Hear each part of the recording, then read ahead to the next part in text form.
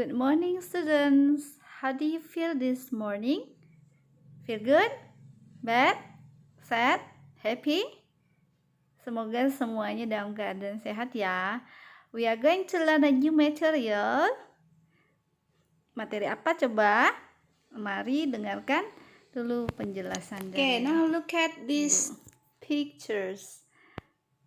Malin Kundang atau Balik Legend, and then the third picture is Batu Menangis. Nah, dari ketiga gambar ini kalian bisa menebak kira-kira apa yang akan kita pelajari. Sudah tidak asing lagi kan dengan ketiga gambar tersebut? Oke, sebelum kita lebih lanjut dalam pelajari materi ini, misalkan bertanya, do you like reading stories? Or have you ever read those stories? Maksudnya cerita yang barusan ya. They are interesting, right? Yang suka membaca pasti udah tahu ceritanya dan tahu pula pesan-pesan dari cerita tersebut. Ada yang patut kalian tiru dan ada yang tidak patut kalian tiru. Ini pembelajaran buat kita supaya kedepannya menjadi anak-anak yang baik, yang bisa mencontoh tokoh-tokoh yang baik di dalam cerita tersebut. Cerita yang Miss tampilkan tadi dan berikut ada Sang Kuryang, ada Bawang Merah Bawang Putih. Nah, semua cerita itu adalah narrative stories. Nah, the stories are narrative stories because they are made to entertain and hold our interest.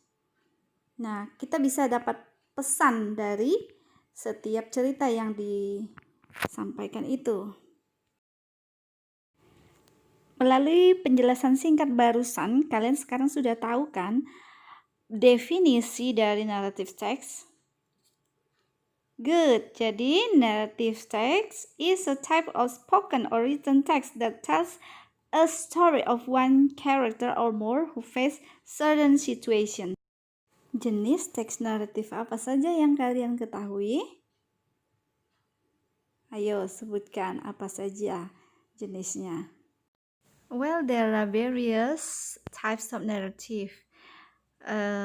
Dia bisa fairy tale, folktale, fable, legend, myth. Baik, tadi sudah tahu pengertiannya. Sekarang kita cari tahu apa social function dan structure narrative text. Nah, social functionnya adalah to amuse or entertain readers. Entertain, menghibur. Sedangkan structure-nya itu ada 4 ya. Presentation, complication, resolution, dan reorientation. Orientation kita akan menemukan karakter dan setting. Complication itu masalah, resolution penyelesaian. Bagaimana dengan language features of narrative text? Unsur kebahasaannya ya. Ada 5 unsur kebahasaan dalam narrative text. The first, using simple past tense, using time conjunction, adverb of time, action verb, and direct speech. Sudah paham? Yuk kita dengarkan cerita berikut ini. Once upon a time, there lived a poor old widow and her daughter named Darmi in a small village in Borneo. Darmi was very beautiful, but her behavior was far from good. She never helped her mother work, but always busy preening herself every day. She always wanted to look rich and beautiful. She didn't care about her mother's painful work to get food. Darmi, please help me work in the field, said her mother. No, I don't want to go to the field. I'm afraid my skin turns dark, said Darby, without looking at her mother. When her mother came home from work, Darby asked money to buy her beauty tool, but her mother ignored it. Darby was annoyed and chose to print herself. Because of pity, the mother tried to placate. She asked Darby to accompany her to go to the market to buy some food. Darby was agreeing, provided her mother walked behind her. She ashamed to walk side by side with her mother, who was wrinkled and wear a dirty cloth. Although her mother was very sad, finally she agreed. On the way to the market, everybody admired Darby's beauty. Darby's appearance was really contrasted with the one walking behind her, that it made people to wonder, "Hello, pretty lady, who is the woman behind you?" "Is that your mom?" asked a man. "No, she is my servant," answered Darby with scornful intonation. The mother was very sad, but she didn't say anything. She could understand that her daughter was ashamed. Darby always answered that her mother is her servant to many people that asked. At last, the mother cannot hold the pain anymore. She prayed to God to punish her daughter. God answered her prayer.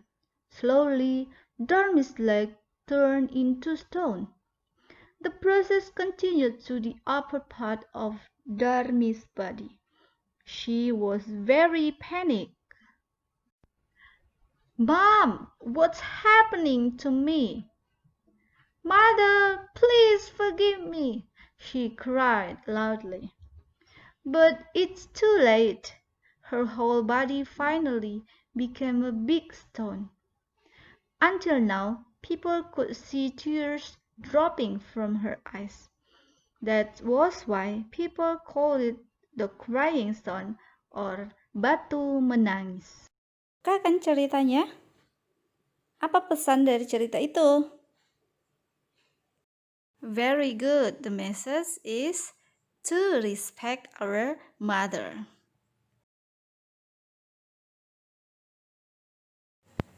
Oke, demikian ya anak-anak penjelasan tentang narrative text. Kalian sekarang sudah tahu bahwa narrative text itu bisa dia berupa spoken atau written, tertulis atau lisan, ya. Selain definition, kalian juga tadi sudah mengetahui social functionnya, yaitu untuk entertain the readers, entertain or amuse. Sementara structure-nya itu ada orientation, complication, resolution, dan reorientation. Kalau reorientation itu optional, dia bisa ada, bisa tidak, atau ending of the story. Maksudnya biasanya itu kalimat atau ungkapan pendapat dari si penulis tentang cerita tersebut. Sementara language features-nya tadi bahwa dalam narrative text itu menggunakan simple past tense tentunya bercerita, namun di direct speech kalimat langsungnya ada yang menggunakan tenses present. Kalimat langsung itu kalimat yang bagaimana? Yang ada tanda petiknya ya.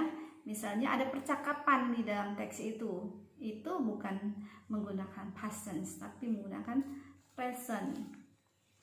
Nah, kira-kira bisa membantu tidak penjelasan ini?